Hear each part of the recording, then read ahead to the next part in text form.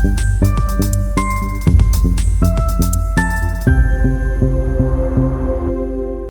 baddies, I'm back!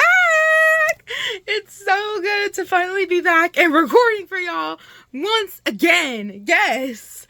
I know it's been a fat minute since I've recorded, literally posted anything, but this video specifically, recorded this hella months ago before I had to temporarily stop recording and posting for y'all. So if it sounds all normal and handy dandy, that is why. So don't mind all that, but expect to see more posts from y'all. I'm really excited to finally be back, and I cannot wait to get back into the world of fanfiction. Hello everybody. So today we're going to be reading His Infatuation / Ex-Listener Book 3.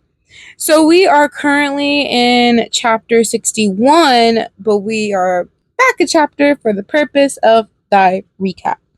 So, long story short, for the recap, after all the arguments and disagreements have simmered down whether Chucky was going to stay or not, he ended up staying or agreeing to stay with us. Warren realized that it was probably best to apologize to somebody important, which is aka Miguel. She practically made everybody get out, which caused a little bit of a disagreement at first, but then eventually everybody left. Last one being Chucky, before you started your apology to Mikael. See, that's perfect. I'm glad I wrote all that. Made it a little easier for me. But yeah, that's over what happened. Short, pretty simple, easy recap. So for the small amount of warnings getting into this story, there will be mentions of how Pennywise basically kills children and Derry and stuff. Very much unstable emotions, barely any control, mostly from others than yourself. Attempted murder / attack. I feel like, as always, there will always be some manipulation going into these stories. And just overall, please, y'all, please do not forget that this is a slasher story. That's all the warning that most people need is slashers, murderers. So please keep that in mind, y'all. Please keep that in mind. Anywho, y'all have been warned. Chapter 61. Friendly forgiveness. Remorse and regret washed through your veins the moment you apologized. Guilt messing with your head and toying with your thoughts the minute your hands clasped together and clutched at your chest. Your eyes continued to twinkle with tears as you were forced to stare down at your bedroom floor. But what else could you do?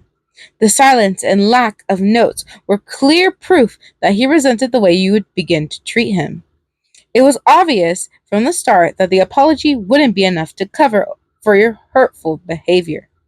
He plainly held some sort of grudge or bitterness towards you. So with more and more shame, your eyes just ended up shutting, your head dipping down until you didn't know what to say. But what else could you say? Struggling even further, your body shook on the spot, your mind becoming malicious and mean while you slowly started to lose all hope. However, even though just a second or two had passed, you heard a well-known, recognizable kitchen knife clatter to the ground, your eyes snapping wide open from shock when you saw the male opposite you completely and utterly drop his weapon. Mika, why would you? You were about to stammer from surprise, but the pale-masked slasher wouldn't even allow you to finish, pressing his finger gently against your lips and silently shushing you before using both of his arms to haul you into one of his overly adoring bear hugs. You didn't even know what to say, happiness and relief warming your heart as you cuddled him lovingly in return. Minutes passed whilst you both of you passionately embraced. Miguel lightly resting his head on top of yours and keeping his arms protectively wrapped around your body at the very same time. His reaction to your words must have meant that he'd forgiven you, to which, to be perfectly honest, had absolutely made your day. Though, once you pulled apart for a moment to wipe out your eyes, Miguel softly did it for you, clearing away the remaining tears so he could obviously talk with you again. Oh God, what could he possibly want to speak with you about? With a hesitant nod, you nervously waited for him to pass you the notepad. Butterflies fluttering around your stomach whilst you watched him instantly fast. Insanely fast, y'all. But once he'd passed his pieces of paper over to you, you weakly smiled, your heart skipping several beats after you'd read his reply to your former apology. Oh, Lord, hold on. Okay, I found it. Did you honestly think I could be mad at you? Or that I could actually bring myself to hurt your feelings? I could never do that. Yeah, I was hurt, but I could see how scared and angry you were. I could see how upset you were. So I decided to give you some time to calm down. But I was ready to step in and help slash or comfort you if necessary. Because that's how much I love you. Never forget that, YN. Never. I won't. I promise. Thank you. Michael. Thank you. Oh my god, I say his name right. Anyways, you responded with appreciation, gratitude glistening through your gaze instead of tears this time around, as you hugged his notepad close to your chest. Then you handed it back to him, pleased by what he just said, and how easily he'd just forgiven you. I could never forget how you care about me. Not anymore, at least. That would be stupid.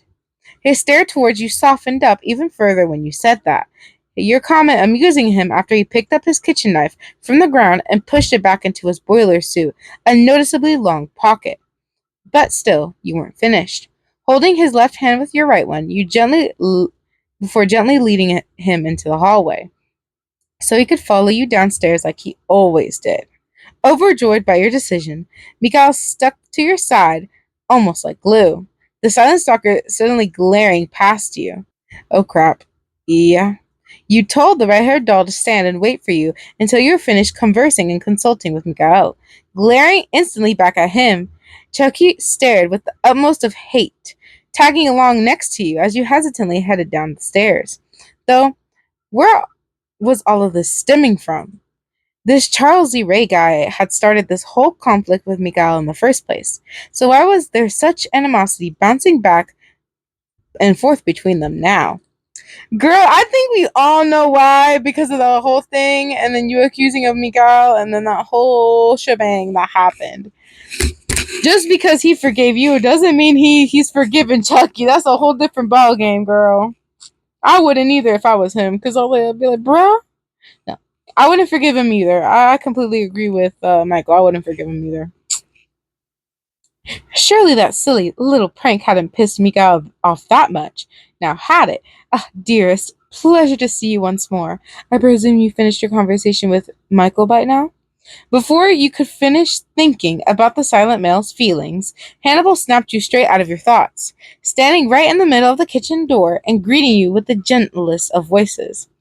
Oh, yeah, I have. Good to see you too again. You replied warmly, trying to sound both relaxed and respectful yourself. I pray your breakfast went well while I was upstairs.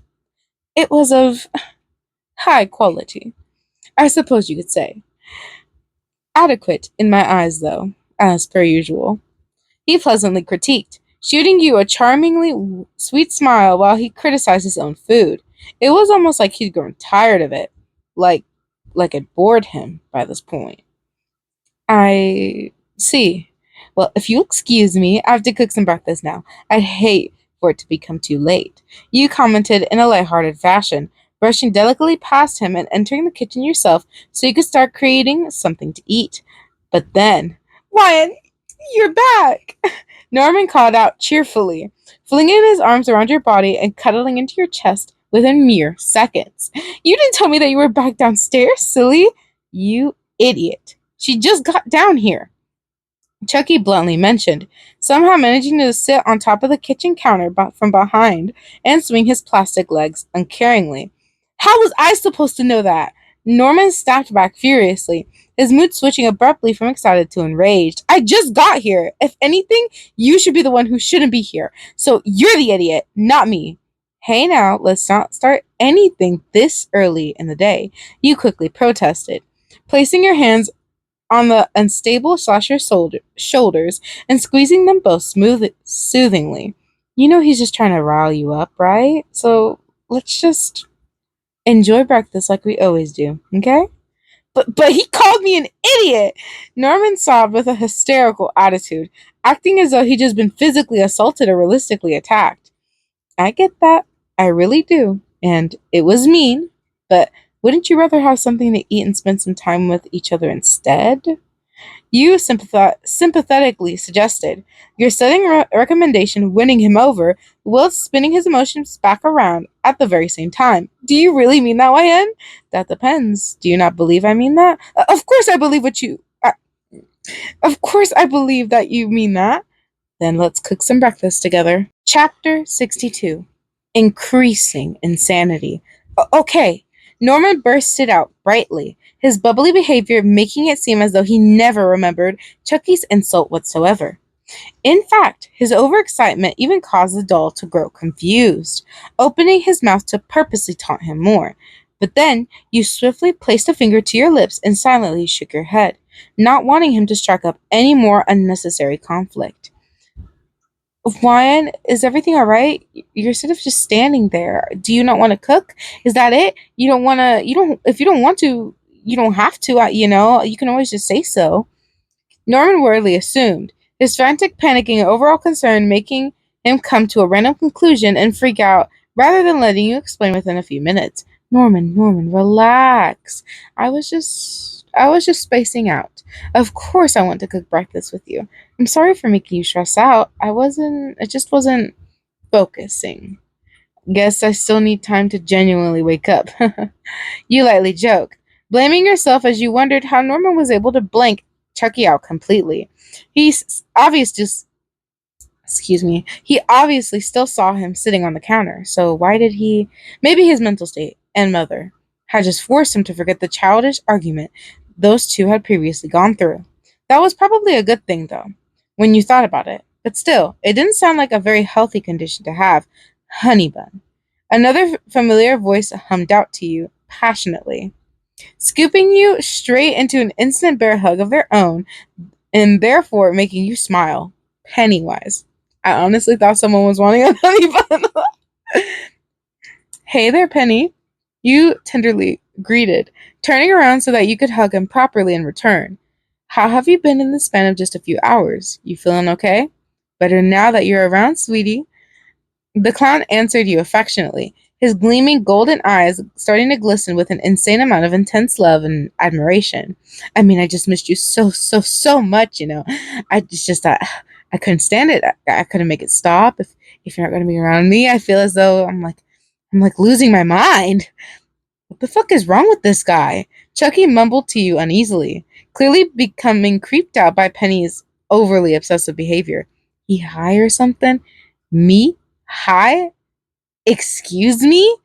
Penny grinned slowly grinned. His grace, his gaze swirling into that wicked gold glint you knew so well before he shifted into his darker form. What did you say about me, little boy? What are you, deaf too? I said, okay, I think that's more than enough. You exclaimed in a horrified alarm, your eyes widening when you saw not only Pennywise's darker form materialize, but also heard just how more psychopathically and possessive he'd grown. Over, well, over you. Why, if anything, I'd say we've barely even begun. Pennywise laughed psychotically, twitching and holding out his pocket knife while you edged out of his grasp. Then, before he could attack Chucky, you cautiously held the weapon holding arm with both of your hands and carefully forced it down. Your frightened stature snapping the clown immediately out of his unhinged, out-of-state mind and bringing him right back to his senses. Penny, are you sure you're feeling okay? Because that was horrifying. You spoke with a shaky voice, scared of your partner as you took a step or two backwards. I am, I promise, please. You have to believe me, cutie pie. I'm not like this. There's something wrong with me today. I don't know what's wrong with me, but there is. He frustratingly retorted, acting like something was attacking him. Well, if you're not high, I don't know what the fuck to tell you, buddy. Chucky shrugged suspiciously, not understanding where the clownish killer was even coming from. Sorry. Norman, do you know why Penny's not feeling so well? You asked the shy male with a nervous expression, wondering if there was anything you could do to help him. Anything. I'm sorry, Wyan, but I'm afraid not. I'd tell you if I did, but I never seen Penny act this way. I mean, to be honest with you, I've never even met the guy before until we'd all gone to rescue you, that is. Norman anxiously answered you, shifting from foot to foot whilst he told you the undisputed truth. Wait a second. If you didn't know about Penny, then how did you know where to find me? How do you know where about my whereabouts? How did you know I disappeared from here to Derry? You questioned curiously, frowning and crossing your arms in the process. I didn't. Norman admitted ashamedly, his embarrassment rising when he didn't know how to reply and help you out directly because it wasn't Norman who knew about it in the first place. Hannibal pleasantly intercepted, speaking over Norman before entering the kitchen and standing soothingly nearby you instead. It wasn't him who had become so highly acquainted with its unusual, abnormal, strangely odd, and ancient background. But then who? It was me.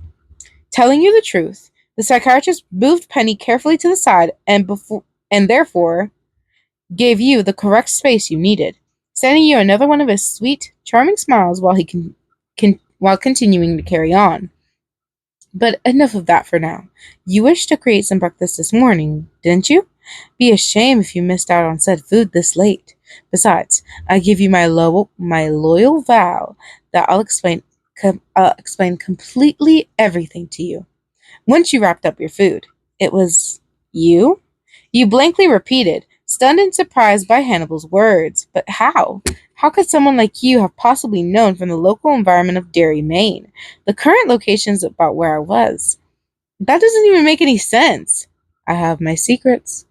He shot you another one of his superior smirks, dipping into even more devilishness and dark demeanor.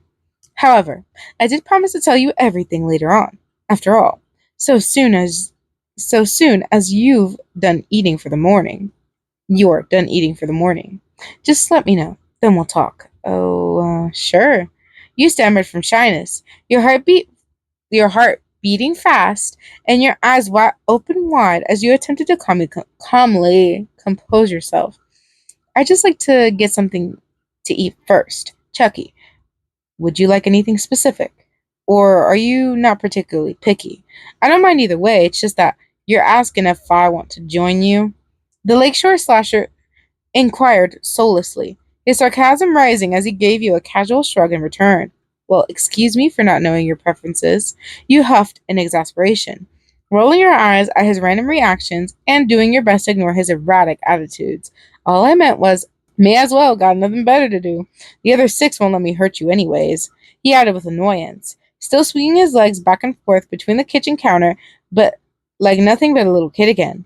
What's more, what's more is that fucking freak over there creeping the fuck out of me. Something set him off, and I'd like to know what. Now, Chapter 63. Derry and its main problem. Probably you, you announced pointedly, beginning to actually cook and ignore everybody else for a little bit. With all things considered, you've irritated Mikhail, struck a nerve with the people who live here, and finally, you've acted nothing but a jerk since you've arrived. You were the bitch that brought me here, remember? Chucky coldly reminded you, annoyed by your curt tone and sudden agitation. This was nothing but your fault. Yeah, well, sorry I didn't know that you were genuinely alive. You retaliated sharply, continuing to cook and creating food with Norman, finishing off making the meal for not only yourself, but Miguel, Penny, Norman himself, and the stubborn doll, too. Now, do you even want breakfast with the rest of us, or you don't want breakfast with the rest of us? You're still offering? He questioned with surprise, acting almost as though he was suspicious of your unexpected request. Why? What's in it for you? Why do you have to gain? What do you have to gain from someone as cool as me? Why should something like that even matter to you? Hannibal interrupted him pleasantly, his tone now twinkling in sarcasm as he sat down at the dinner table and folded his arms without any care in the world. After all, weren't you just blaming our precious YN for absolutely everything a couple minutes ago? Seriously, talk about disrespect. It doesn't matter to me. I couldn't care less. I was just asking. Chucky snapped back, shaking his head and behaving oddly more aggressive. And just for the record, I only said I may as well, not that I actually wanted to. Got that, girly? Yeah, sure. You sighed awkwardly, rolling your eyes while you placed the morning meal on the dinner table, excluding the psychiatrist, due to the fact that one, he's already eaten, and two, you and him often ate rather differently. Penny, why don't you wait for me upstairs in my bedroom? That way, once I'm done eating, Hannibal can explain to me what set you off earlier. Oh, okay. Pennywise unwillingly agreed, giving you an endearing embrace before leaving your side and disappearing from sight. What about me? Norman exclaimed with excitement, contemplating completing his meal first, and clapping his hands together cheerfully. Is there anything you need me to do for you, YN? Mind helping with the dishes once everyone else is done? That would be a massive help. You asked him gratefully, wanting Norman to feel appreciated and helpful at the same time. Oh, of course, I'll love to help. I've got it handled. The timid male bursted out brightly, patiently waiting patiently until the other slashers had completed their breakfasts. Well then, thank you very much. That's really kind of you. Shooting him an incredibly sweet smile, you left Norman in charge of cleaning up the dishes, seeing as he wanted to, like usual, and allowed Chucky to watch the morning news in the living room, noticing how bored he appeared to be, and also picking up on how smug he became when he saw that his friend got caught a second time, upon betraying him behind his back. Now then, didn't you wish to learn more about why Penny's previously lost so much of his composure earlier today? Hannibal calmly suggested, touching your shoulder from behind your back so he could spin you lightly in the direction of the hallway. If you wouldn't mind. You trailed off hesitantly, Miguel sticking to your side the very moment you followed behind the intellectual male and up the stairs. You seem to be the only person who really knows about what actually sets him off. I do, indeed, but I'd rather explain it in my office, rather than out here in the hallway.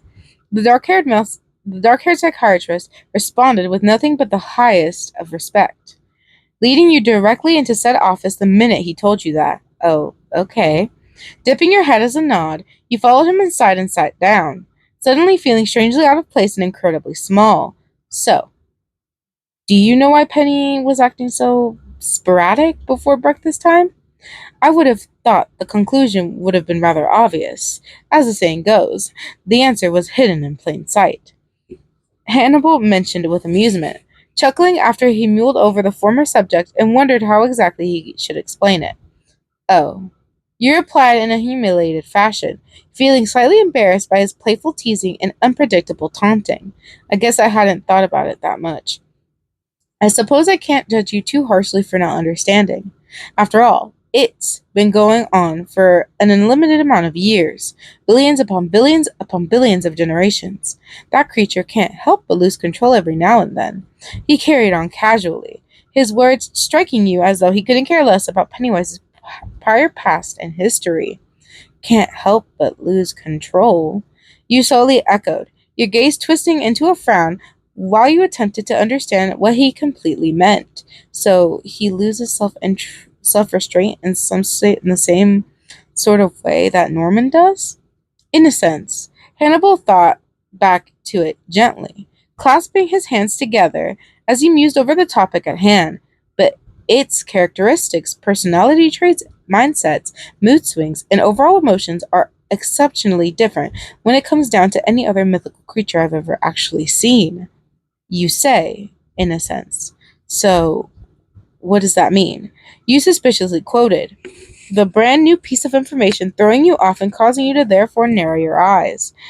What that means, my dear Ryan, is that because Pennywise is so used to feeding off of fear, he's not used to feeding off of the source, power,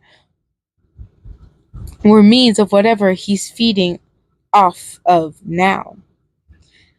The psychiatrist informed you intelligently, standing up for a moment or two later on so he could pull out a specific book about the other killer's former history and past. He used far too much of it, thus thrusting you into danger. and accidentally shoving you into an unsafe, sadistic type of situation. Talk about senseless. He didn't do it on purpose. You protected Penny defensively, standing up opposite Hannibal before placing both hands on his desk and doing your best to defend the clown further. He probably just doesn't know how to handle it. Pennywise just needs more training when it comes to spending time around myself and the others. Perhaps. Despite that, the main issue leads directly back to Derry. I hope you eventually come to realize that. The dark-haired male replied to you with nothing but a supportive attitude. However, his considerate smile seemed rather strained. Eventually, come realize to what? To that? You repeated in such a surprised voice, your eyes widening due to not expecting such words to drop from your partner. Why? What am I supposed to realize? Here, this might make things easier for you to understand, my sweet, sweet YN. Once he passed you the public records and overall town files of Derry, MAINE over to you with both hands. Hannibal's smile twisted into a strangely sadistic smirk, behaving almost as though he didn't know how to handle his general emotions either. Jealousy? Huh, maybe. The very thought made you smile, causing the psychiatrist to ponder what you were thinking of too. Chapter 64. Fearless Feeding. Confused, you cautiously thanked Hannibal, holding the mysterious book with the palm of your hands before carefully flipping open the historical novel. June 1989. Derry, Maine. Case file. Bill Dendroff. You read aloud with a curious tone of voice, your eyes scanning the first section of said chapter while sitting back down in the secondary office chair, starting to focus more on the book now instead of him. It was raining. It was October 1988. I was pulling pages from my notebook to make him a paper sailboat. He was looking outside at the rain. It's all my fault. I told him I was dying, being dramatic, even though I was just sick. It's all my fault. I told him to go get the wax. He asked in what cellar? The cellar. I asked him, you want it to float, don't you? It's all my fault. He said fine and hurried downstairs. It's all my fault. I talked to him on the walkie-talkie and told him to hurry up. It's all my fault. I told him that she's all ready, Captain. It's all my fault. He questioned my response and asked, she? It's all my fault. I told him that you always call boats she. It's all my fault. He thanked me and said, she. Thanks, Billy. It's all my fault. I hugged him. I tickled him. I made him laugh. It's all my fault. I hugged him. I already said that, sorry. He grabbed the walkie-talkie. He said, see you later. Bye. He took the boat. He left the room. I stood to look out my bedroom window and watch him. It's all my fault. He spots me. He waves at me. I told him to be careful. It's all my fault. His name is Georgie. You murmured uneasily, continue to follow the strange storyline and not questioning the unusual diary report whatsoever. He's my little brother. He was 7 years old at the time, and it was all my fault. People believed he was dead, but I didn't. I didn't believe he was dead because I knew he wasn't. At least not at first. But what I did know was that it was all my fault. All my fault. And there was absolutely nothing I could do about it. No matter how many times I defeated it, because I was too late. I told him that she could float. I told him that she could sail. But all I did was make him sink instead. Oh. Feeling awkward, you faintly nodded, glancing to the side as you slowly began placing the dots together. People didn't believe this guy, whoever this Bill Dendroff was. They thought that his younger brother had just passed away, that this Georgie person had unfortunately bit the bullet. But that's clearly not true. Something must have happened. Yes. And I think by now it should be fairly obvious who this Bill Dendroff character was talking about. Hannibal explained in amusement, returning to sit down opposite you while twirling his pen around his fingers. This Bill boy had a thing against Pennywise? You whispered in surprise, shocked by your recollection and realization. Indeed, it was just as you say, it. He needed to feed, and therefore killed a bunch of kids, just like Ruger did / does. except his method of feeding is, or rather was, excessively different when it came to Kruger's. The psychiatrist tried to inform you smoothly, finding your stunned expression to be silently entertaining and sadistically cute. Wait, you told me earlier that Penny wasn't used to the power of feeding he's been trying to practice at this very moment. What's that supposed to mean? What's he been attempting to learn instead of feeding off of fear? You firmly inquired, shutting the book before placing it delicately down onto the desk. Well, I wouldn't say he's been necessarily attempting to learn it. Hannibal mused over your words casually, the dark-haired male flipping open the history book and taking time to remember more of Pennywise's genuine past. I'd say that it accidentally taught himself with what his unintentional enlightenments and his sudden empathetic teachings. He does seem a lot less malicious than when I first met him, not to mention he's hardly ever even mocks me anymore. You thought out loud in a quiet manner, mulling over how it was mostly Freddie who taunted you within the group now. Well, Norman never ever did. Jason was just too wholesome too wholesome to be a threat to you, and Mikael was a stalker from the start.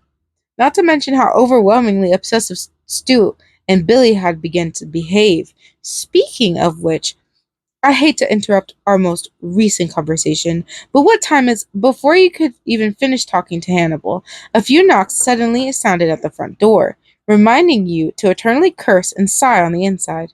It 11:30 11:35 precisely. Is there any specific reason why you ask, Bellissima? The psychiatrist answered patiently, waiting for your reply as soon as he'd responded. Oh, no special reason. You commented in an embarrassed tone, lowering your voice and heading towards the hallway as fast as you could. But thank you. Thank you for giving me the heads up about Pennywise. I appreciate it. Of course, anytime. Hannibal politely agreed, flashing you an incredibly charming smile before following you downstairs. If you need any more insights on its personal background, I'd be more than happy to. And what? And what are they doing here, huh? Norman snapped viciously, stepping purposely in front of you and growing jealous once more. I told them that they could visit me on weekend mornings and afternoons, remember? You tenderly reminded Norman, giving his hand a gentle squeeze so that you could move past him and quickly open the door to let the other two in. I guess. Norman muttered moodily, crossing his arms and flicking his head to the side so he wouldn't have to witness you socializing with Billy and Stu. Surprise, YN! Good morning, YN! They both said at the same time, excitedly, each of them deciding to engulf you in a cuddle and hug you close at the end anyway. How are you feeling today? Oh, good morning to you two also, you shyly greeted, wrapping your arms around Billy and Stu one at a time and wanting to be hospitable. I'm feeling fine, thanks. How about you two? Everything okay with you both? I'm feeling just fine. Stu stated lovingly, shooting you a very sweet smile before taking a careful step inside of the house and paying no attention to the rest of the slashers whatsoever. I just deal with insomnia very often, so I ended up becoming pretty tired a lot of the time. You and me both, Billy added with an amused chuckle, his response reminding you of how those two continuously seemed to sometimes carry dark bags under their eyes, where appearing wearily more unhealthy as time heavily passed. You're not the only one who's been messed with here, you know. Hold on a minute. Do you mean that Freddy has been? No need to worry about it. We handle we can handle that fuck rag, no problem. Billy confidently retaliated, shrugging off while he entered the hallway and followed you into the living room. He's nothing but a sad mockery for a horror movie slasher after all. Ain't that right, Stu? Absolutely.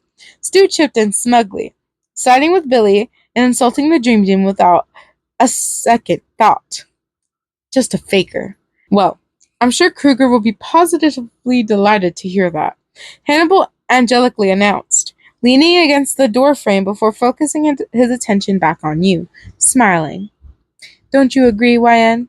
Actually, I don't think anybody enjoys getting hurt by insults. You unhappily argued, your voice growing quieter due to how awkward you were beginning to feel. Speaking of which Speaking of which, how come the doll's still here and in the lounge of all places? I thought you were planning to sell it on sometime at the university. Stu wondered carelessly, sitting down at the sofa before poking at the toy's shoulder without any kind of tact or thought. Freezing up, you suddenly panicked, tossing a scared glance towards Hannibal as you silently debated on what to do or say to keep Chucky from being discovered. What were you supposed to do? What were you supposed to say? Chapter 65. Giving Yourself Away. Finding your flustered state to be highly amusing, Hannibal's smile darkened, his sadism dancing into play as he clearly debated on whether or not to help or explain himself. But then, oh, Filadeo mio, wouldn't you rather tell them the truth yourself? He devilishly hummed, blowing you a heavenly kiss while he focused on you instead of Billy and Stu. Tell them myself? You repeated it with a tired-out expression, feeling incredibly stressed once you felt fear flood through your veins. Crap. Tell Billy and Stu yourself. How on earth were you supposed to explain about Chucky's maniacal mannerisms by yourself? Would the other two even indulge your idea? Take it seriously? This was plainly going to end growing ridiculously out of hand, no matter what you said or did. Wine, what's the matter? You look like you've seen a ghost or something. Ignoring Hannibal's words, Billy waved his hand straight in front of your face. Both him and Stu now completely moderately concerned about how you reacted to not only Stu's previous inquiry, but the psychiatrist's prior remark as well. Well, stumbling over your sentence self-consciously, you had no clue how to start when it came to Chucky. But after taking a deep breath in, you breathed back out again, counting to 3 inside your head before beginning. No, it's not like that, but it's just not going to be easy, that's all. Curious as to what you exactly planned to say, Billy pushed the red-haired doll to the right side of the sofa and sat down in the middle, motioning you for you to take a seat between them and chat. You can tell us anything. What's up? Stu asked loyally, waiting patiently for you to explain rather than Hannibal. What I'm about to tell you guys is the honest truth, so you have to trust me, you have to believe me, no matter what, okay? You demanded in a stern fashion, clasping your hands together against your chest before you sat down on the sofa. Why wouldn't we? Billy warmly replied to you, curling his arm around your waist and giving your body a gentle squeeze as he gently awaited your upcoming response. Because you're going to think that I'm crazy. You mumbled with humiliation, thinking about what to say first as you released a heavy sigh. Don't worry. We've thought you were crazy ever since you started dating these 6 freaks. Stu teased playfully, shooting you a grin and lightening the atmosphere altogether. Besides, we all go a little mad sometimes, Billy wickedly added, wanting to cheer you up and calm you down at the same time, his comment causing you to smile. Just a little bit. I mean, I guess that's true. You shyly responded, glancing in front of you and out and glancing in front of you and out of one of the living room's large windows. Well, I guess I won't hold back then. What I'm trying to tell you both is that the reason I won't sell the doll to anyone in the university is because it's alive. Did I hear that right? Or are you just fucking with us? Stu spoke with surprise, taken aback by what you just told them. I'm telling you guys the truth, honestly. His name is Chucky, and he can walk and talk and... Oh, so you mean he can still function correctly? Taking your answer the wrong way, Billy stared over at the doll and turned him around, casually interested in what you meant while he flipped open the doll's back and searched for where the batteries were supposed to be. Not in the way you'd expect him to. You answered anxiously, becoming increasingly more alarmed while you watched him spot Chucky's empty battery case. Billy, wait! You don't understand. Understand? Understand what? You said he could walk, talk, and still, but how is that possible if he doesn't have any power, any batteries? Stu slowly pointed out, not comprehending what you were trying to prove. You're about to open your mouth desperately to answer again, but as if on command, Chucky suddenly came alive, almost like he'd been personally offended by the doesn't have any power statement. In fact, he seemed so enraged by Stu's lack of subtlety that Chucky decided to go right after him first, lunging immediately towards as he gripped a random sharp knife. Stunned by his unanticipated anger, you leaped to your feet and gasped, shocked how fast Chucky had given himself away, slash how quickly he decided to attack your other partners. Had he really grown that hurt by what Stu had said about him? Did he really have that much pride? Worrying about what to do or how to stop said conflict, you flicked your terrified gaze over to Billy, scared by how he'd reply. Horror filled your heart when you took note of how he reacted, however. The dark-haired male yanking out 120 modified. I thought he took out $120. I was like, yeah, no, stop. I need to pre-read these. The dark-haired male yanking out a buck 120 modified hunting knife and instantly attempting to protect his friend. Stu! Billy shouted protectively, slashing at the doll before shredding his weapon angrily down its side. Whoa! Give me an aspirin, why don't you? Stu yelled with shock of his own. Aneurysm. Stopping Chucky from strangling him by accepting Billy's help and flinging him across the lounge. Hi, I'm Chucky. The doll brightly bursted out, doing his usual greeting before climbing to his feet and spinning around to face them. But then his face twisted into an insanely dark grin. Taking a step or two closer to the both of them, and I'm your friend to the end. Heidi ho, ha ha ha. You okay, mate? Billy questioned in alarm, watching as Stu pulled out his matching knife and nodded seconds later. Never been better, he retorted fiercely. Him and Billy standing completely in front of you so they could keep you safe. Should we be concerned? You cried aloud, speaking to the psychiatrist while also growing hysterical. I personally wouldn't be. Hannibal mused over your question honestly, moving away from the doorframe and next to your side, shooting you a very sweet smile as he held your hand in his, giving the tips of your fingers a very soothing kiss for a swiftly brief moment. But then again, trivial matters such as these would hardly even trouble me, let alone pique my interest. Then how do we stop this? You coldly asked, pink coloring your cheeks once you averted your gaze away from Hannibal's gentlemanlike intimacy and towards the other three fighting. Who proposed what we should? Or what we were even supposed to? Hannah, he spoke in an angelic tone, still smiling towards you, whilst watching Chucky, Billy, and Stu, too. After all, it's not like we began all of this babyish bickering, now is it? It doesn't matter who started it. I just don't want someone injured in the middle of my living room and on an early Sunday afternoon, you shouted yourself, feeling your sanity snap as you stood in front of everybody and forced them to stop, whether they wanted to or not. Chapter 66. Restoring Balance. That doll is nuts! Stu insulted rudely, him and Billy both clenching their knives threateningly towards Chucky while she stood in the middle of the three killers. Yeah, no shit. We need to finish this, and we need to finish this now. Billy sided with his friend furiously, gripping his knife as he glared past you in the direction of the red-haired doll. Oh, you're the one to talk. Chucky angrily retaliated, getting ready to charge past you and restart the fight again. Speak for yourself, motherfucker. Can we please not do this? You begged with desperation, their behavior stressing you out and making you feel even more worried than before. All I wanted to do was explain why Chucky was sitting in the living room, and to explain it peacefully. Wyan, it has soul power in it, for God's sake. Billy snapped back, starting to sound unbelievably pissed while also beginning to twitch unstably. And yet you still want to trust something of that nature? Yeah, he's kind of got a point there, Wyan. Stu uneasily trailed off, still clenching his knife and frowning. Soul power is never good for anybody, whether the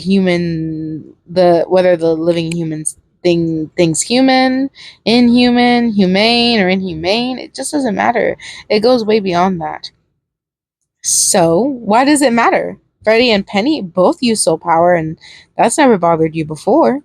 You huffed in annoyance, pointing out the obvious whilst hugging your arms as well. I, personally, don't find that to be a problem. In fact, I think you guys should all just go and take a breather. Are you for real? Billy half laughed with disbelief, irritated rage literally dripping from his face as he debated on what to do and how to respond. That's completely different. They're both immortal creatures, and both just as equally dangerous as him too, might I add. I hardly think that the two of you have any room to talk when it comes to chatting about danger, or any dangerous situations for that matter. Hannibal intercepted calmly, coming to your aid and attempting to defuse the conflict with himself. Although, truth be told, I have to agree with Wyan here. I don't believe that to be a problem, nor do I believe that you three should even be bothering her like this. Wyan's being bothered. She's being bothered up. Sounds like snooter strudel. Anyways, Wyan's being bothered? Within seconds, Billy. Oh my god, the wrong names, y'all. Penny materialized into the living room and pulled you into possessive cuddle. The clown immediately shifting into his darker form and acting worried. By who? By the doll, obviously. Billy blamed instantly, narrowing his eyes and glaring straight towards Chucky at the very same time. If you want to blame anyone, then blame the fucking doll. Billy, mate, I really don't think that this is a very good idea. The fuck did I do? Chucky fired back with hatred, growing agitated about how furious he'd become from the others. You didn't do anything, so don't worry about it. You quietly replied, your cheeks going pink from embarrassment and feeling shy. They're just trying to place the blame on you. Nothing more, nothing less. Typical human behavior. Pennywise taunted vindictively. Ugh, I knew the psychiatrist was a dislikable human life resource, but for fuck's sake, this is ridiculous. As I like to point out, I haven't even done anything here. Hannibal replied in his usual calm and collected manner, crossing his arms before sighing. So, getting me involved this morning is rather pointless, I'm afraid. He's right, Penny. Besides, nobody started this. He exclaimed, honestly. Sure, girl. Twirling around to face the clown and pulling away from his worried embrace. Everyone is pushing this way out of proportion. Praying that Penny would accept her words and not lose his temper, you did your utmost best to stay calm, taking a deep breath while also wondering how to bring up his secret feeding problem. After all, exposing his unknown difficulties in public around the others might be a tad awkward for him. Anyway, got a minute, Penny? I got several minutes. But how come? You need a minute yourself, honey bun? He asked curiously, flashing you a puzzled look and a bewildered expression whilst his former irritation flickered. No, no, no. You laughed aloud lightly, the atmosphere not being as heavy as you thought it would be after Pennywise's present comment. I just need to talk to you in private for a moment. Upstairs. Is that all right? Why can't you discuss what you need to say to him in front of the rest of us, huh? Billy icily demanded, grasping your wrist and preventing you from leaving the living room the second you decided to talk to Penny alone. How come you want to be by yourself with him all of a sudden? Because I need to explain something to him, and it's an important matter, Billy. You spoke to him sternly, raising your voice before responding and yanking your wrist free. Understand? It doesn't involve anyone else. And if I recall, my freedom means I can speak to any one of you at any point in time. Very well put, my dear. Before Billy, Stu, or Miguel or Chucky could cut in, Hannibal stopped anybody from arguing, shooting you another one of his sweet smiles and nodding after he placed one of his hands on your shoulder supportively. Oh, thank you. You awkwardly smiled, appreciating his soft encouragement and gentle, comfort. That's really kind of you to say. Of course. I have to return to my office upstairs pretty soon anyway, he announced warmly, showing why he didn't feel the need to force you from leaving like Billy and Stu did. It turns out that one of my assistants required my help online. They wish for me to sort through some more case files regarding my specific line of work. Specific line of work? What type of work do you do exactly? I thought you were just a psychiatrist. You questioned with confusion, striking up a curious conversation and simply trying to interact with him a little bit. Oh, I am, mi amor, I am. He chuckled with in amusement, finding your inquisitive inquiries to be rather funny. However, my occupations tend to become moderately mixed from time to time. Mostly, I'm a professional psychiatrist. Other times, I work with a special agent to track down certain killers, as it were. You mean track down yourself? you pointed out sarcastically, raising your eyebrows once you rolled your eyes at his explanation. I didn't realize you had such a sharp sense of humor, YN. He wryly stated, releasing your shoulder to wrap his arm around your waist instead. Well, not many people realize that much about me. Not, at least, until you guys came along. You playfully teased, giving him a cheeky kiss on the lips before taking a hold of Pennywise's hand and leading him into the hallway. Are you sure you'll be alright by yourself? Upstairs and alone with him? After all, Pennywise here isn't really known to be the very best at controlling his emotions, or fighting just how he feels overall. Speaking with high amounts of concern, the smart male hid his worry and decided to just talk to you directly, following you into the hallway and leaning against the wall next to the stairs. Pennywise won't hurt me. He just needs to know what's going on. I'll be back with you guys before you know it. Right, Penny? You confidently answered, switching your attention back to the clown and giving his hand a soft squeeze as you led him into your bedroom. Okay, so what's going on, sweet pie? You made it sound majorly important. Penny asked you with a puzzled frown, not understanding why you left the others and wanted to discuss something this urgently. Well, it is important, I suppose, to you. Anyway, you hesitantly remarked, wondering where to start and how to respond to him. Okay, tell him about what was messing with his feral senses, tell him about how to fix his feelings, and hopefully everything will go back to normal. So, Pennywise? I oof. Is everything okay, Sugar Bear? I think that you should I should what? I think you should go back to Derry, Maine. Chapter 67. Fixing his conditions. I should what? I think you should go back to Derry, Maine. Shock slammed across Pennywise's face, the killer clown taking this as well as you thought he would. His strange lack of emotion forcing the atmosphere to become not only uncomfortable, but also quite unnerving too. Was he angry? Was he upset? Did he think you were messing with him? Minutes ticked by like mere seconds. Silence surrounding the two of you as if were nothing more than an invisible blanket which you eternally panicked, wondering what to do or even what to say to resolve such situation. After all, Pennywise here hasn't really shown to be the very best at controlling his emotions, or fighting just how he feels overall. Bearing in mind Hannibal's previous warning, you bit your lip and took a deep breath, not wanting to hurt Penny's feelings whatsoever. Though unfortunately for you, it turned out that you didn't need to figure out how he was feeling, because after a few seconds, the silence suddenly faded. The clownish killer showing you completely how he felt. And oh god, Penny? You called his name in a tiny tone of voice, his stunned stance making you feel incredibly frightened. Did my words go too far? Are you okay? Then he starts laughing, y'all. I'm not doing all that. Slowly, Pennywise started to laugh, his lack of sanity draining as he'd taken things the wrong way and misunderstood what your true intentions were. You're messing with me, aren't you? You gotta be. Have to admit it, though. You almost have me there. Penny, I didn't mean for my words to sound so hurtful or painful. You sighed guiltily, wrapping your arms around his body and cuddling him as a means of comfort.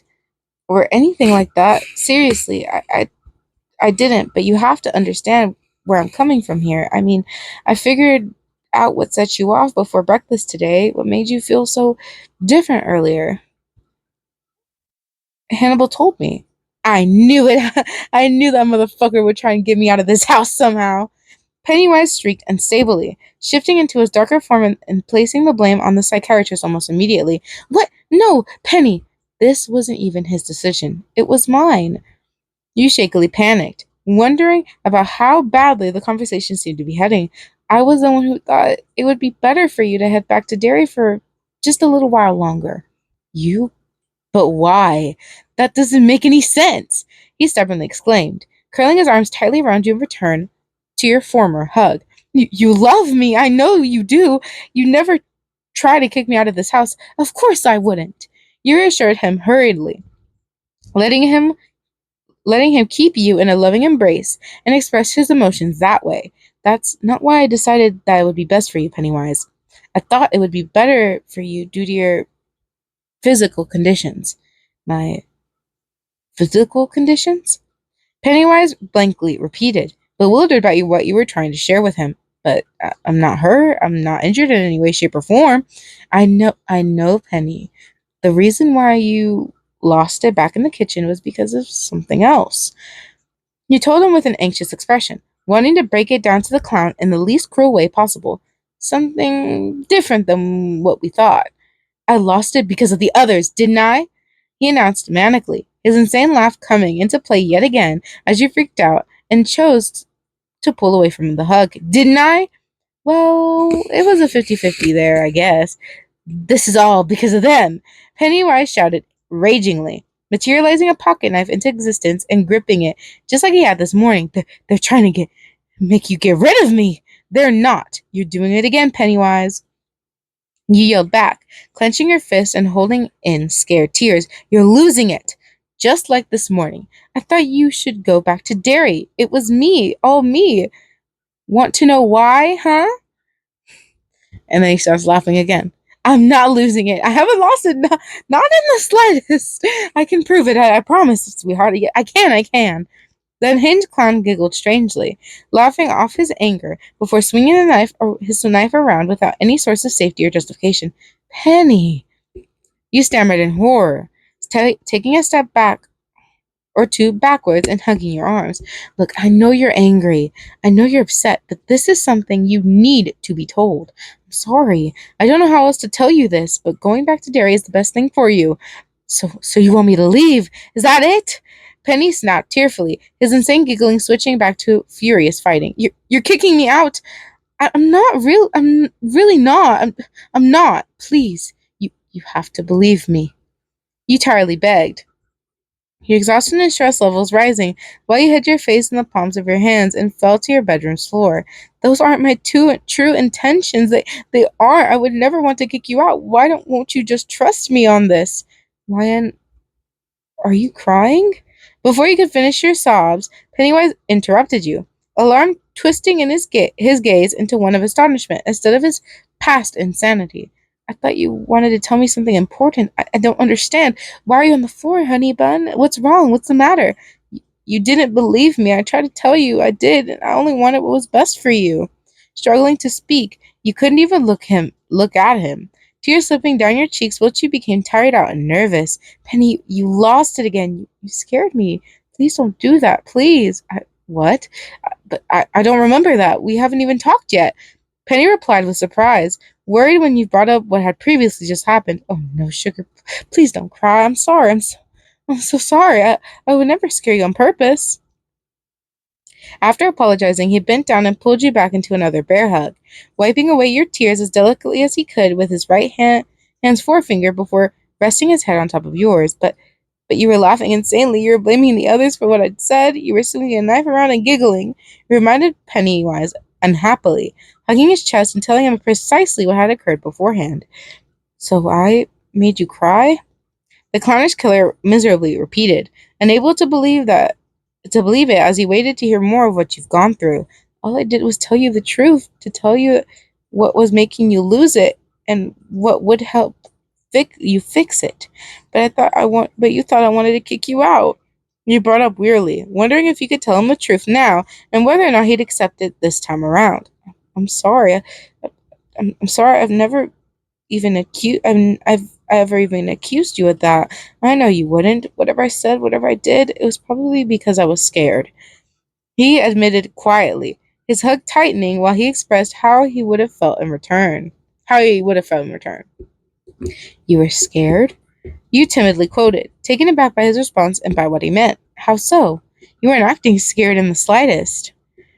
Pennywise softly grinned and shook his head, finding your bemusement to be moderately entertaining once he pushed aside his underlying shame and remorse. Maybe not to you, but maybe I was just showing how afraid I was of losing you. How much you mean to me. How much I couldn't bear to be without you. But Penny, this is exactly why I suggested you go back to Derry.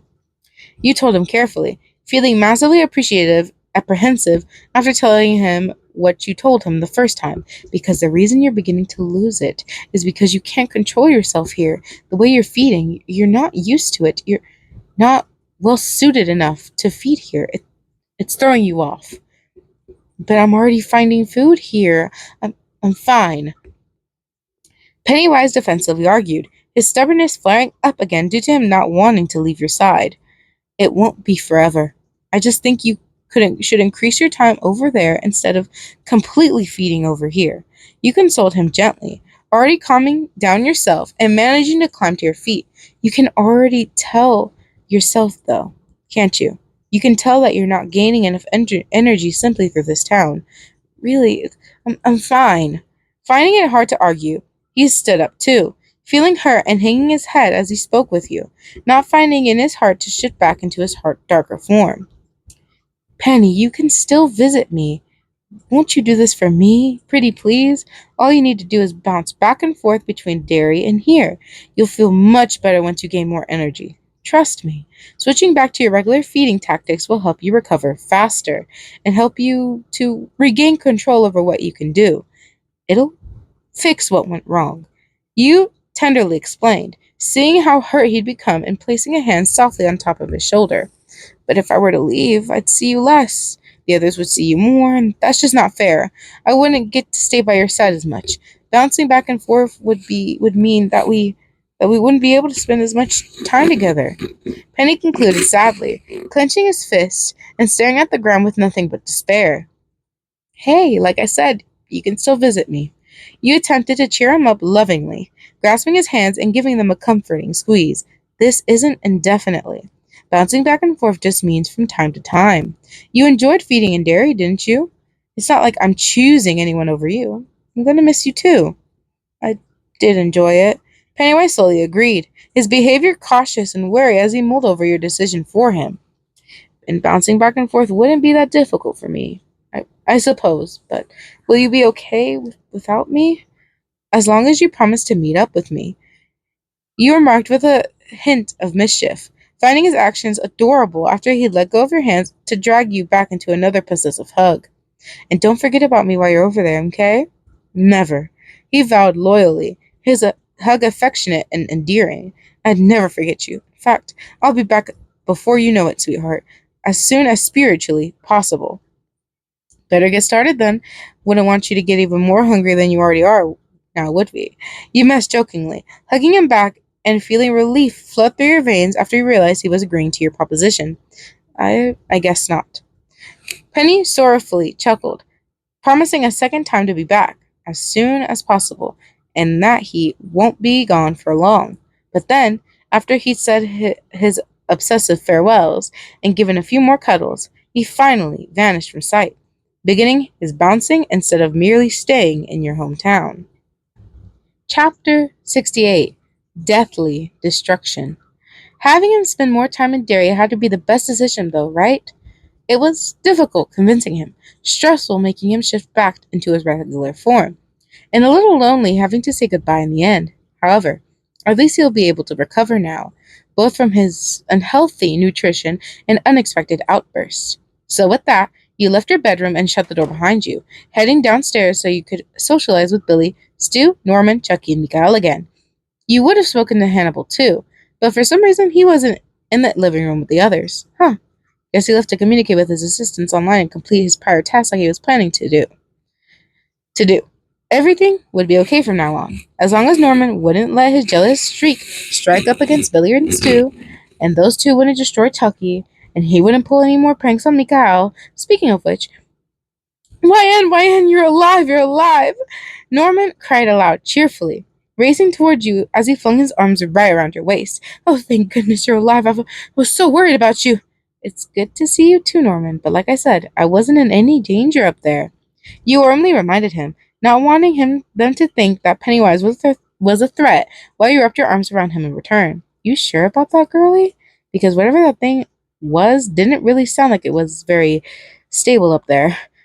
Tucky Chucky cut in curtly, narrowing his eyes and glaring into the hallway with suspicion. Really? Really? Really? Penny is back in Derry at the moment, at least for now. He's made the decision to bounce back and forth to fix his feeding situation. He won't be losing it anymore. You calm the rest of the slashers down sympathetically. Norman appreciating your embrace whilst he kept on nuzzling and snuggling. That doesn't mean he's doing the right thing, babes. Stu spoke in a solemn tone of voice, hugging you from your right side as he looked away and up towards the ceiling with disdain. Just because he switched back to his regular means of feeding doesn't make what he is now acceptable. I'm sorry, YN. Billy sided with Stu defensively, shaking his head while hugging you from the left side instead. I love you far too much, just that motherfucking clown. But still, Pennywise is not a threat. You do realize that you've just put the kids of Derry back in danger, though, now, don't you? Grinning, Chicky pointed out the obvious, finding this to be hilarious and deciding to lean in front of the sofa. I know that, Chucky. I'm not stupid. You fiercely retaliated, breaking free from everybody's hugs, only to be scooted into one by Mikael.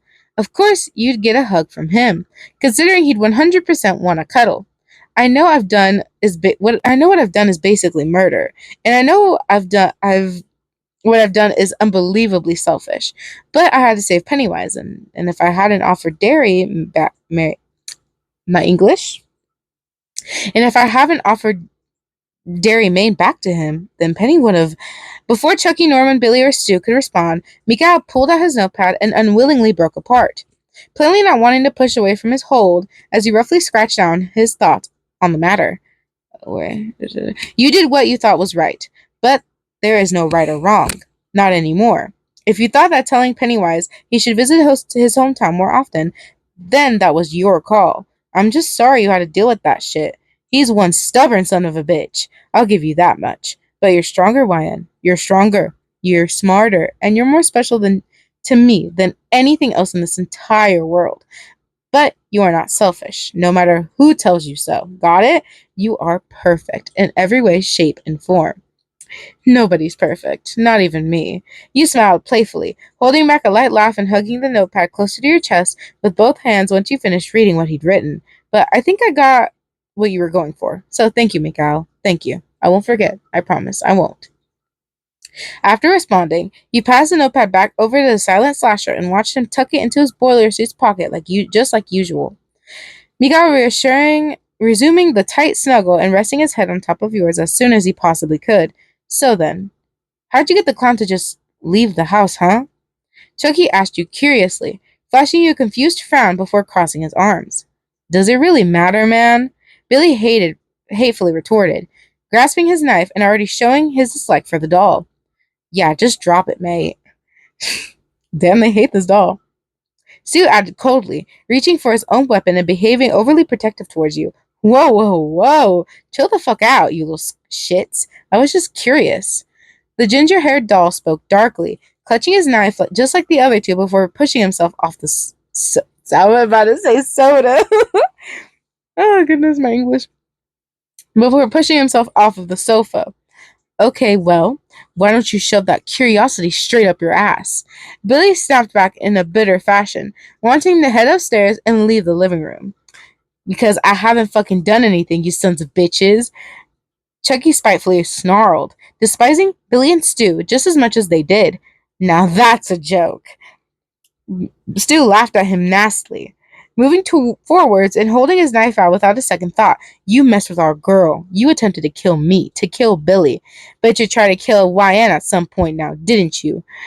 While we weren't here. Norman, is that true? Billy asked with annoyance, his grasp on his knife growing stronger as he turned his attention toward the dark-haired male and deciding to question him.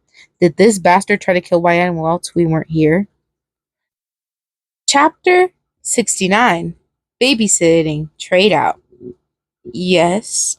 Norman awkwardly answered, avoiding his gaze and looking away altogether. Yes, he did. He attempted to strangle her. I might not have been awake to witness it at the time, but the others told me about it after I'd woken up. Oh, way to throw me under the bus, kiddo. Chucky mocked and with a condescending smirk, sounding smug and entertained all in one go as he simply just stood there. I knew it. I fucking knew it. I knew he'd try something at some point or another. Stu replied angrily, moving towards the doll and immediately blaming him. Whoa, whoa, whoa, now wait just a second. It was just self-defense, that was all. You defended Chucky in return. Nervousness flowing from your tone as you stopped Billy and Stu from attacking the opposite killer. Fortunately, you didn't have to stop Mikael and Norman. Mikael moving back into the corner of the living room to stalk you, while Norman glared at almost everyone. Oh, really now? Billy questioned hotly, narrowing his eyes and getting ready to strike up a second conflict, because something tells me that wasn't just self-defense. What do you want me to tell you? What? Do you want me to tell you that it wasn't? Because I can tell you that it wasn't, if that's what you'd like to hear, asshole. Chucky fired back at him fiercely, gritting his toy-like teeth as his mood swung from patronizing to pissed off within mere moments. Or you can all keep acting like pricks. You pointedly retaliated, entering the conversation once more before shutting the four of them down. I, personally, don't care what anybody's problem is, so if I don't have one, then none of you should have one, understand? Okay. Norman mumbled in a moody manner, sounding incredibly sulky while he looked over to the side. Honestly, it was almost as if he was a little kid being scolded for the first time. To tell you the truth, it even made you feel genuinely guilty. Hey, why don't you write another list of activities for us to do together later next week? I could really use your help with that, considering my free time is rather limited these days. You lied to the dark-haired mouse soothingly, leaving the living room so you could head towards the kitchen and begin cooking lunch. Really? You really want my help with that again? He explained with excitement, his expression brightening up as soon as you'd given him that cute and childlike chore to complete. I sure do, he affectionately announced, finding his clapped hands in calmed down state to be lightly adorable. So why don't you get started on our ideas while I get the food ready? Do they always make you play housewife like this? Billy cut in darkly, with him and Stu stepping behind you with irritated frowns. Yeah, these freaks have pretty weird fetishes. Stu added uneasily, insulting the rest of the slashers before folding his arms. I wouldn't worry about it too much. You softly told them, telling those two to wait in the living room shortly afterwards. How'd you do that? Chucky demanded to know bluntly, following you into the kitchen and speaking to you at the very same time. How did I do what? What now? You repeated with a blank expression, confused by how bewildered the doll seemed to be. How'd you calm everybody down? He wondered in a bemused manner, not understanding and questioning you without reason. I don't get it. What kind of voodoo magic do you use? Oh, like how'd I calm Penny down? You kindly asked, earning a nod from him curiously after. I didn't use any voodoo magic to calm anyone down. In fact, I almost caused Pennywise to lose complete and utter control before convincing him to leave for Derry. His hurt scared me, honestly. But you still managed to convince him. Chucky slowly pointed out, his response making you smile and gently laugh. Yeah, I suppose that's true. You mused aloud casually, thinking back to his reply and growing amused about how you just told them to stop. But then again, I didn't really do anything. All I really did was tell Penny to take a break, and decide to cheer Roman up with a lighthearted request. I don't understand. Chucky muttered with annoyance, hopping on top of the kitchen counter and swinging his legs back and forth while watching you cook for lunch. Why do you even date these freaks in the fucking first place? Believe me, it didn't come naturally to me at first, you playfully remarked, creating a meal as you interacted with said doll at a second time. Actually, they sent me more of a Beauty and the Fucked Up Beast vibe, especially while socializing with Freddy. The five of them pretty much coursed me into their messed up circle. Pennywise just became the sixth part of the harem, then Billy and Stu joined the party. How am I even supposed to socialize with you at this point? I slowly just now began to learn about everybody else in general. You've got some weird-ass wants, I'll give you that much, he mentioned sarcastically, staying on the kitchen table and trying to talk to you. I mean, seriously, I can't understand you sometimes. Trust me, I can't understand myself when it comes to understanding them sometimes either. You dryly told Chucky, the doll secretly grinning behind her back and finding her to be rather funny. I think I'll just pass on that one and agree to lunch. The red-haired toy commented Riley. Riley? Giving you a wave and waiting for you to finish completing the food instead. Fine by me. I'd just accept it and move on. You laughed lightly, rolling your eyes before giving him a little high five and cooking up a meal for everybody. Sunday passed by, and soon it was evening, your phone randomly ringing and forcing you to jump. Hello? You politely asked. May I ask who's speaking? Wyan, you have to help me. Rose? You wondered aloud in confusion, pressing your phone against your ear and growing puzzled by her horrified response. What's wrong? I'm begging you here. Rose pleaded desperately, her words wailing out helplessly. But once explaining afterwards, I promise you'll get paid if you accept what I'm asking and say yes to said thing. What do you want me to do exactly? You questioned with bewilderment, frowning and becoming curious. Well, I was supposed to babysit a child called Brahms for a week, but I had to cancel at the last minute. Their parents lashed out at me, and now I don't know what to do, she whispered desperately, sounding dejected and depressed while you worried over how you would help Rose out. I'm really sorry. I know I should have thrown this so strangely upon you, and this is a lot to ask for, but please trade out for me just this once. Chapter 70. The Start of a Shit Show. What makes you think I can babysit a kid? You exclaimed with embarrassment, eternally panicking while you only studied for while you only now studied your psychology course. I focus on psychology, not little boys and girls. Pretty please. She begged in a tiny voice, her small voice causing you to sigh and wonder what this little boy would be like. How old is this little guy anyway? You mused aloud awkwardly, hesitant about babysitting someone younger than yourself. He's 8 years old. Your Rose anxiously explained, dipping into detail and doing her best to compose herself. All you really need to do is take care of him for a week, and that's it. I promise you'll get paid. Hmm. Well, okay. And that's all I have to really do? Babysit this child named Brahms for 7 days. You slowly repeated, cautious about what you were agreeing to. Yes, 7 days. Starts tomorrow morning. She burst out dramatically, her voice switching from frantic to happy. All right, I'll do that for you. But in return, you have to tell Candace, Amber, and Laura why I won't be around. You replied to Rose nervously. I'll be there tomorrow afternoon. I just need to let my housemates know about said arrangement, okay? Thanks, Ryan. I know I can count on you. She affectionately spoke, relief dripping from her voice while she continued calling from the phone. Thank you so much. I'll inform your friends about the trade out as soon as possible. Can you just, I don't know, text me the address and what time I should arrive there then, please? You tiredly wondered, trying your best to set Rose's mind at ease and thinking about what you were supposed to tell your housemates. Uh-huh, of course I can. Well, text me the address, I mean. The timing you should arrive there might be a bit shifty, but if you could arrive there by Monday afternoon, that would really help. So they can teach you their rules about handling the little boy, she shyly mentioned, timidness trickling down her tone as her gratitude increased through the phone call. Okay, well, I'll keep that in mind then. You trailed off apprehensively, saying goodnight to Rose after discussing some other things and ending the call. Then you held your phone with one hand and stared listlessly down at it, knowing that tonight was going to be nothing more than a shit show. Thanks, Rose. You muttered under your breath with a sullen sigh, tucking your phone into your pocket as you thought over how this would go. Freddie wouldn't care, considering he could just toy with you via your dreams and carry on messing around. Miguel would most likely just follow you to the ends of the earth, because he would never accept being apart from you. Hannibal, you were highly unsure of. Although he took your feelings into account and gave you the respect you deserved, he still hid his own, meaning you could never truly piece together his true thoughts. Norman? No. Pennywise would probably be okay with it due to the fact that he could teleport back and forth with ease. Jason? You didn't see him agreeing to your wishes anytime soon. Billy and Stu? That felt like a maybe, because they could possibly pull a Mikael and find a way over there to accompany you. And Chucky? You had no idea. You two barely even knew each other.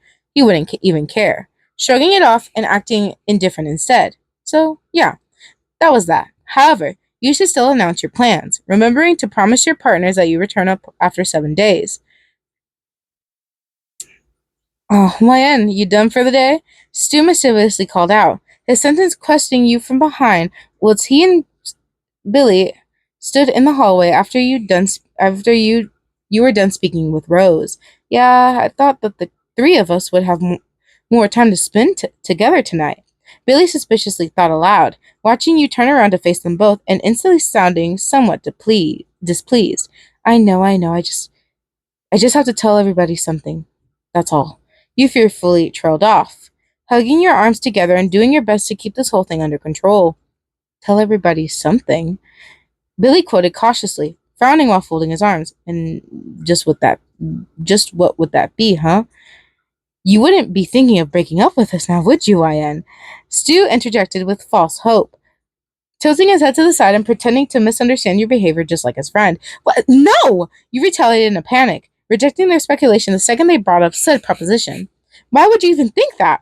All I need to do is explain something. How difficult is that to understand? All right, then why don't you just tell us what you need to explain first? Stu asked you calmly afterwards, his mild response throwing you off and causing you to feel a little more composed. If it's that important, I mean. Okay. You firmly decided, taking a breath and brushing a hand through your hair so you could reply with confidence. Tomorrow morning, I'm going to be leaving for a week. The two killers fell silent for a moment, stunned by what you decided by doing and how long you'd be gone for. But why? Billy questioned with wide eyes, taken aback and almost hurt by what you told the two of them. You never leave, I don't understand. This is certainly very sudden, Stu murmured seriously, taking note of your plans, dates, and times, whilst also disliking what he'd heard. What's your motive? My motive? You repeated with a perplexed tone, not understanding what he meant as you sadly pleaded for them not to lose control. Like, what I'm deciding to do to go in the first place? Yeah, surely you must have a reason for leaving us. Billy unhappily demanded, clenching his fist and breaking down without a second thought. I'm not leaving each of you alone on purpose. You proposed stressfully, their reaction to you leaving for a week and not being able to handle it very well either, forcing you to feel exponentially exhausted. Then why? Billy snapped before Stu could start speaking, his selfish attitude sparking up while he snatched your wrist up with his current frustration. Why are you leaving? Do you hate hanging out with us that much? What's the problem? Where are you even going that could possibly be more important than staying here with us, huh? Huh? It isn't like that, you argued back irritably, knowing that if you didn't resolve such situation, soon the others would overhear. I'm only leaving you guys because I... Hold on. Why? Wine's leaving? Anywho, guys, I hope you guys did enjoy so far. What do you guys think everybody else's reaction is going to be? And did you expect the sudden bronze appearance? What do you think is going to happen over there? Let me know in the comments down below, y'all. I have no clue. I just know it's about to be like what she said, quote unquote, a shit show. My advice for how she should have started, I'm doing a favor for a friend. Babysitting a kid. I wouldn't start with, especially knowing who your partners are, I'm leaving for a week. So I don't know. That's just me. But anywho, y'all. I'm trying to cut this short because my voice is like, ugh. If you guys did enjoy this, like, subscribe, and hit the notification bell for more amazing videos, guys. If you have any books or any suggestions for me to read or wondering if I'm going to be doing a live on this anytime soon, comment them down below, please, and I will do my best to respond as soon as I can.